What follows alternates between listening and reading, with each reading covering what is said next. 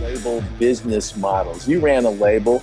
You're familiar with how the major labels ran. You're familiar with how they're running today. What's your take on all these new artist label business models? Reed, how are artists going to get paid this time?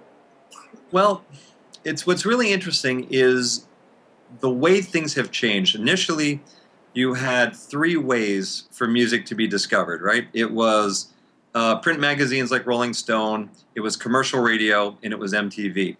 And the majors had the access to those three things.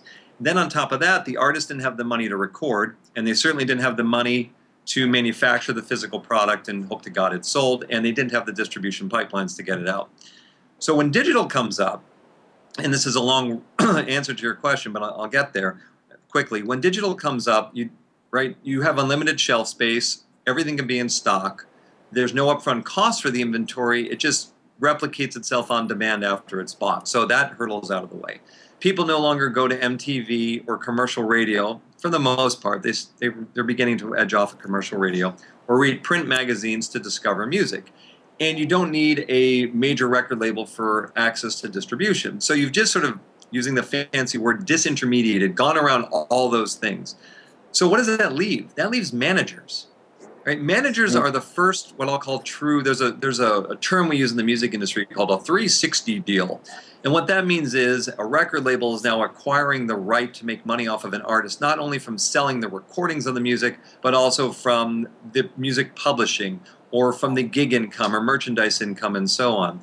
And when I thought about it, I realized that managers were the first 360 deals, except managers make money off of all the income streams of an artist, but they do it without owning the copyrights, whereas the labels ask to own the copyrights to do that. And managers are very well suited at doing marketing and promotion in special ways, helping to get booking agents in gigs, dealing with merchandise deals, dealing with sponsorships, all the other things that one would expect all the things that one would expect an artist to deal with. So the concept of artist as label, I kind of view it as manager as label. I see the record labels are trying to become managers, and the managers are now becoming record labels, because the only thing stopping a manager from becoming a record label before was access to those sort of outlets for exposure, commercial radio, print magazines, and MTV, which they now have access to. You know, YouTube, Twitter, blogging, and MP3 blogs. And then they didn't have access to distribution. And now they do at the click of a button. So I see the manager as label, and the artist the label as manager as being the new trend.